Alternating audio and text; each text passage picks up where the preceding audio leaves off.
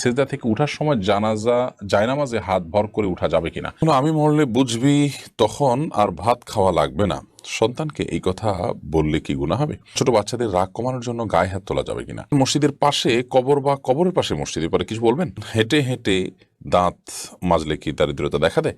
জিন বা কেউ যে কালো জাদু করলে অনেক কবিরাজ ওষুধ হিসাবে কিছু আরবি লেখা কাগজ লিখে পানিতে ভিজিয়ে খেতে বলে, এটা কি জায়েজ হবে? নখে নেল পালিশ দেওয়া কি হারাম?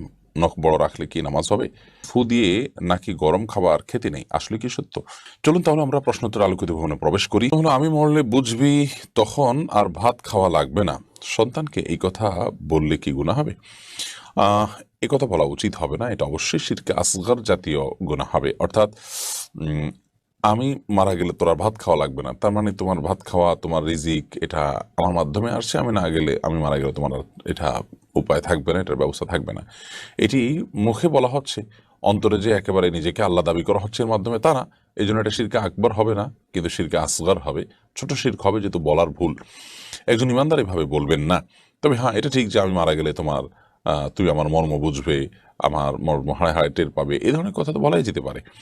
বাট সরাসরি রিজিক এর কথা টান দেওয়া, যে আমি না মারা গেলে তুমি আর ভাত পাবে না, খেতে পাবে না, বা তোমার রিজিক দেওয়ার ব্যবস্থা থাকবে না, এই টাইপের কথা বলা, এটা সরাসরি আল্লাহ রাব্বুল আলামিন যেহেতু রিজিক দাতা, তিনি যেহেতু বলেছেন ওয়া মিন দাব্বাতিন ফিল আরদি ইল্লা আলাল্লাহি রিজকুহা, নবমণ্ডলে যত প্রাণী আছে সবার রিজিকের জিম্মাদারি আল্লাহ তাআলা নিয়েছেন। সেই আয়াতের বরখেলাফ হওয়ার কারণে এরকমটি বলা উচিত হবে না। এমনি রাসেল আহমেদ আপনি লিখেছেন, ছোট বাচ্চাদের রাগ কমানোর জন্য গায়ে হাত তোলা যাবে কিনা? না, ছোট বাচ্চাদেরকে গায়ে হাত তোলা বলতে যেটাকে বলা যায় জাস্ট ভয় দেখানোর জন্য, সতর্ক করার জন্য, এটা হতে পারে, কিন্তু তাদের জন্য শাসন নেই, অর্থাৎ প্রহার যেটাকে বলে সেটা কিন্তু তাদের উপরে করা যাবে না। এবং নবী করিম সাল্লাল্লাহু সাল্লাম 10 বছরের আগে বাচ্চাদের গায়ে হাত তোলার পারমিশন দেননি সে অর্থে। তিনি বলেছেন, তোমাদের সন্তানদের বয়স যখন 7 হয়, মুরু আওলাদাকুম বিসসালাতি ওয়া হুম আবনাউ সাব'i সিনিন, তোমাদের সন্তানদের বয়স যখন 7 হয় তখন তাদেরকে নামাজের নির্দেশ করো, এবং ওয়াদরিবুহুম ইযা বালাগু 10, যখন 10 হয়ে যায় তখন তার নামাজ না পড়লে তোমরা প্রহার করো, শাসন করো। অর্থাৎ শাসনের বয়সটা এখান থেকে বোঝা যায় 10। তার আগ পর্যন্ত যেটি হতে পারে জাস্ট ভয় দেখানোর জন্য আপনি গায়ে হাত তোলেন, সেটি হতে পারে, কিন্তু শাসন, যেটাকে রীতিমতো পেটানো বলা যেতে পারে, শাস্তি বলা যেতে পারে, সেটা কিন্তু দেওয়া যাবে না। এরপর শিশির আব্দুল্লাহ আপনি লিখেছেন, মসজিদের পাশে কবর বা কবরের পাশে মসজিদ, এরপরে কিছু বলবেন? এটিতে কোনো অসুবিধা নেই। কবরের পাশে মসজিদ বা মসজিদের পাশে কবর, কবরের আলাদা ওয়াল, আলাদা জায়গা, মসজিদের আলাদা জায়গা, কোনো অসুবিধা নেই। মসজিদের ভেতরে কবর হলে সেটি নিষিদ্ধ। মসজিদের ভেতরে কবর থাকলে সেখানে নামাজ পড়া মানে হলো কবরে নামাজ পড়া, কবরস্থান নামাজ পড়ার শামিল, যেটি ইয়াহুদীদের মধ্যে ছিল, যেটি নবী সাল্লাল্লাহু আলাইহি ওয়াসাল্লাম আমাদেরকে নিষেধ করেছেন। যার কারণে মসজিদের ভেতরে কবর থাকলে সমস্যা, মসজিদের বাইরে, ওয়ালের বাইরে যদি কবর থাকে তাতে অসুবিধা হবে না, ইনশাআল্লাহ তাআলা নামাজ পড়া যাবে সেখানে। রাসেল মিয়া আপনি লিখেছেন, হেঁটে হেঁটে দাঁত মাজলে কি দারিদ্রতা দেখা দেয়? না, এটি সম্পূর্ণ কুসংস্কারের জন্য বিশ্বাস। হেঁটে হেঁটে দাঁত পরিষ্কার করলে, দাঁত মাজলে, ব্রাশ করলে এর কারণে দারিদ্রতা দেখা দিবে, অভাব দেখা দিবে, অনটন দেখা দিবে, এরকম কেউ বিশ্বাস করলে সেটি গুনাহের কারণ হবে, এবং এটি সম্পূর্ণ কুসংস্কারের জন্য বিশ্বাস। আমাদের ইউটিউব চ্যানেল আপনি প্রশ্ন করেছেন সকাল সন্ধ্যায়, এর দিকে আপনি লিখেছেন, আমি অনেকের কাছে শুনেছি কোনো খাবার বা পানি সারা রাত যদি খোলা অবস্থায় থাকে তাহলে নাকি ওই পানি বা খাবারের শয়তান প্রস্রাব করে দেয়। ইসলামের বিষয়ে কি বলে? দেখুন, এমনিতে নবী করিম সাল্লাল্লাহু আলাইহি ওয়াসাল্লাম নিষেধ করেছেন আমরা রাতে শোয়ার সময় যেন কোনো খাবার বা কোনো পাত্র এমনকি যেন খালি যেন না রাখি, শয়তান বিচরণ করে, দুষ্টজিন বিচরণ করে, সেটাকে ঢেকে রাখতে নবী সাল্লাল্লাহু আলাইহি ওয়াসাল্লাম নির্দেশ করেছেন। আমরা অনেকেই এটার প্রতি খেয়াল রাখি না, কিন্তু তাই বলে শয়তান পেশাব করে এরকম কোনো কথা কোরআন হাদিসে কোথাও বর্ণিত হয়নি। এগুলো আমাদের সমাজে প্রচলিত কথা। অনেক মুরব্বীরা এই যে খাবার বা প্লেট ইত্যাদি অনেকে ঢাকা ছাড়া শুয়ে পড়েন, সেই বদভ্যাস বা সেই খারাপ কাজটিকে দূর করবার জন্য এই ধরনের কথা নিজেরা বানিয়ে নিয়েছেন।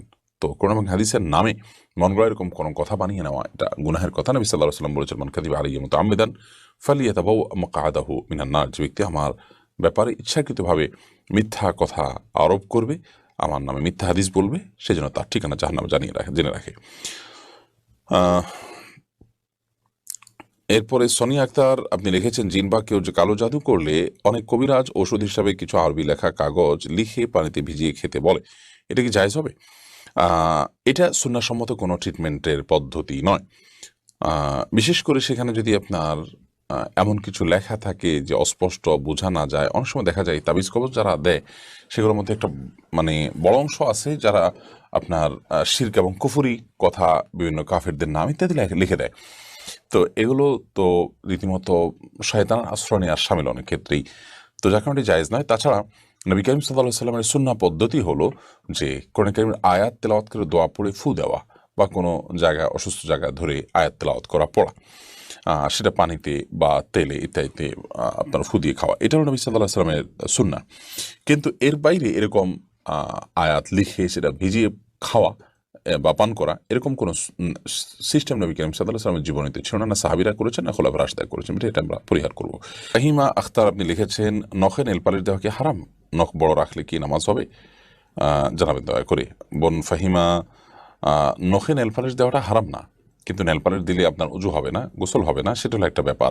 তো এই জন্য আপনি যদি এমন করেন যে নেল পালিশ মাসিকের সময় বা সন্তান প্রসব পরবর্তী সময় যে ব্লিডিং হয় সেই সময়টাতে যদি নেল পালিশ দেন, তাহলে সেক্ষেত্রে নামাজ যেহেতু নাই অতএব দিতে পারেন।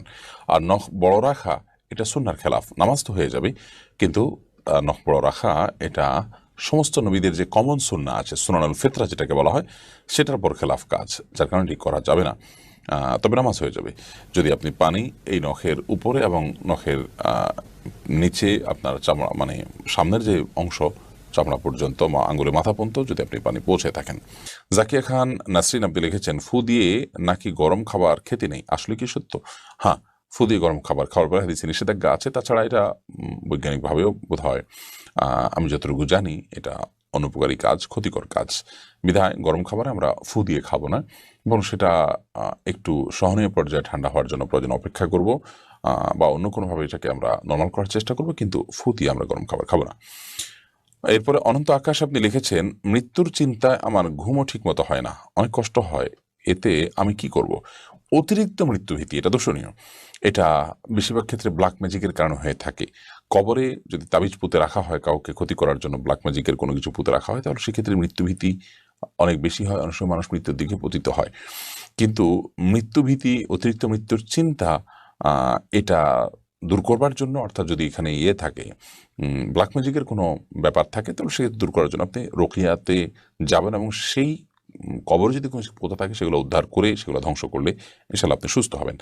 এর বাইরে মৃত্যুর চিন্তা আপনার যদি হয় স্বাভাবিক পর্যায়ে, তাহলে সেক্ষেত্রে সেটা তো ভালো। মৃত্যুর চিন্তা হলো, আল্লাহ তাআলার কথা স্মরণ হলো, সেজন্য আপনি তাকওয়ার পথে চলতে পারলেন, আপনি হারাম থেকে বেঁচে থাকতে চললেন, এই লেভেলে যদি হয় তাহলে সেটা তো অবশ্যই প্রশংসনীয়, এবং সেটা তো বরং কাম্য। জাকিয়া খান নাসরিন আপনি লিখেছেন, ফু দিয়ে নাকি গরম খাবার খেতে নেই, আসলে কি সত্য? হ্যাঁ, ফু দিয়ে গরম খাবার খাওয়ার পরে হাদিসে নিষেধাজ্ঞা আছে। তাছাড়া এটা বৈজ্ঞানিকভাবেও বোধ হয়, আমি যতটুকু জানি, এটা অনুপকারী কাজ, ক্ষতিকর কাজ। বিধায় গরম খাবারে আমরা ফু দিয়ে খাবো না, এবং সেটা একটু সহনীয় পর্যায়ে ঠান্ডা হওয়ার জন্য প্রয়োজন অপেক্ষা করব, বা অন্য কোনোভাবে এটাকে আমরা নর্মাল করার চেষ্টা করব, কিন্তু ফু দিয়ে আমরা গরম খাবার খাবো না। নাদিয়া সুলতান আপনি লিখেছেন, সেজদা থেকে উঠার সময় জায়নামাজে হাত ভর করে উঠা যাবে কিনা? সেজদা থেকে উঠার সময় আপনার মাটিতে বা জায়নামাজে ভর করে না উঠে যতটুকু সম্ভব আপনার সরাসরি ওঠা উচিত।